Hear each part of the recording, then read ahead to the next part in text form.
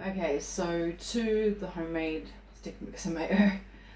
So I started making homemade mayo to avoid seed oils and vegetable oils, things like canola oil, soybean oil. These are all oils that you'll find in almost any mayonnaise in the shop, unless you're buying specifically one that is like paleo or keto or something like that, and they tend to run like pretty high. They're very pricey.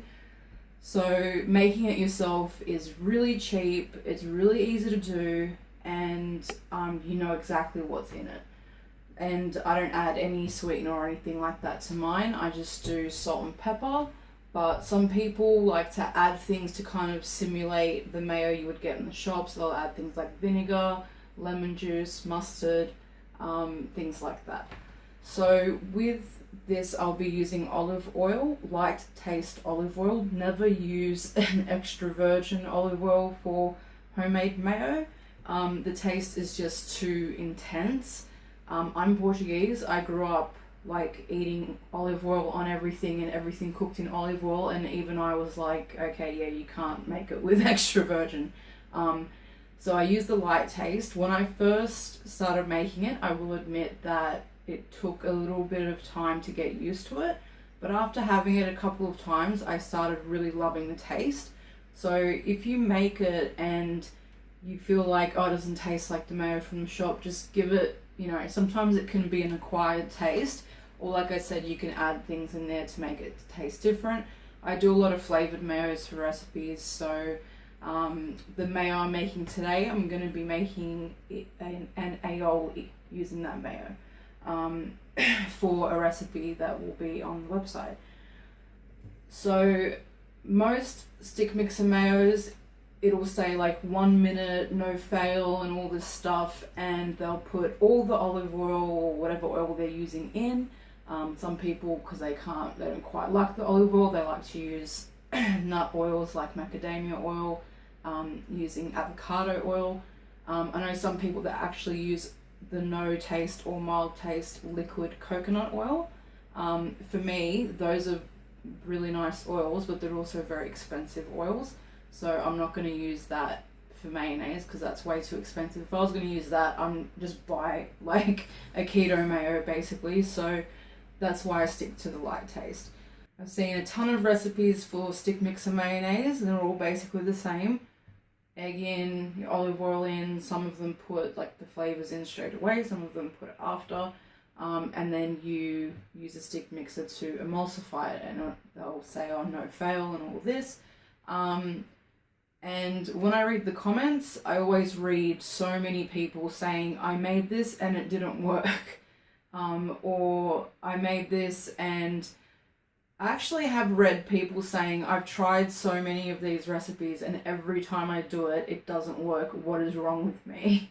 And look, I've made it that way and it does work, but there's a bit of a trick to getting it right, and it doesn't, for me, it does not work 100% of the time. Every now and then, the mayo will split, and I have no clue why it does because I make it the same way every time. But yeah, every now and then it does split and I've got to use my little trick to save it. But although you can save it, it doesn't taste as nice and creamy as if you had gotten it right the first time. So the way I do mine is to add the oil gradually, not to dump it all in at once. It takes like probably 5 minutes instead of 1 minute, but I'd rather that than risking the mayo split. This way I know it's going to turn out 100% every single time.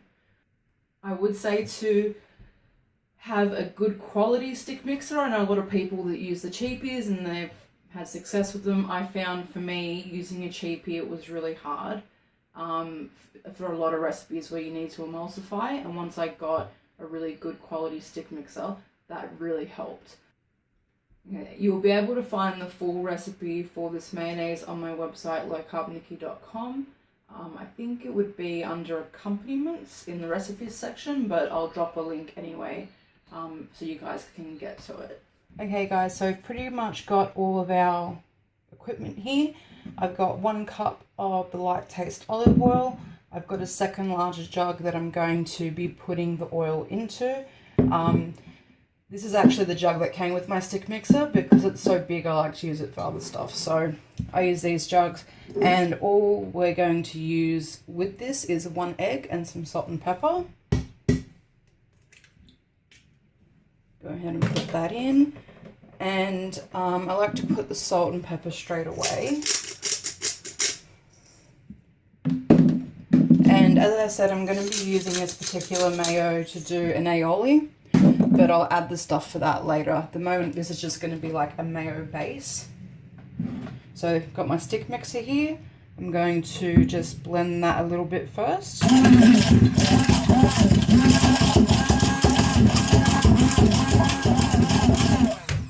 Okay. And one thing I've found, especially for people that do dump the oil in all at once, just mixing like this is, you need to actually go up and down with it a lot. So like I said, there is a bit of a trick to doing it when you put all the oil in at once. It's not always 100% easy, but like I said, even if you do that, sometimes it just does split. So that's why I like doing it this way. So we're just going to start adding the oil, and you don't need to add tiny little drips. You can do, you know, like a fair bit at a time.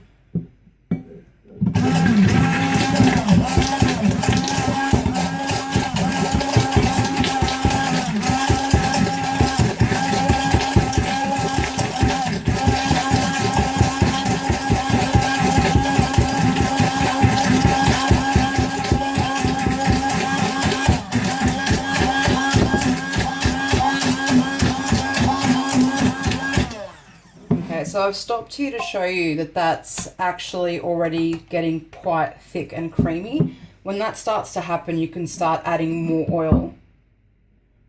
And when you get it pretty thick and creamy, you can just dump the rest in.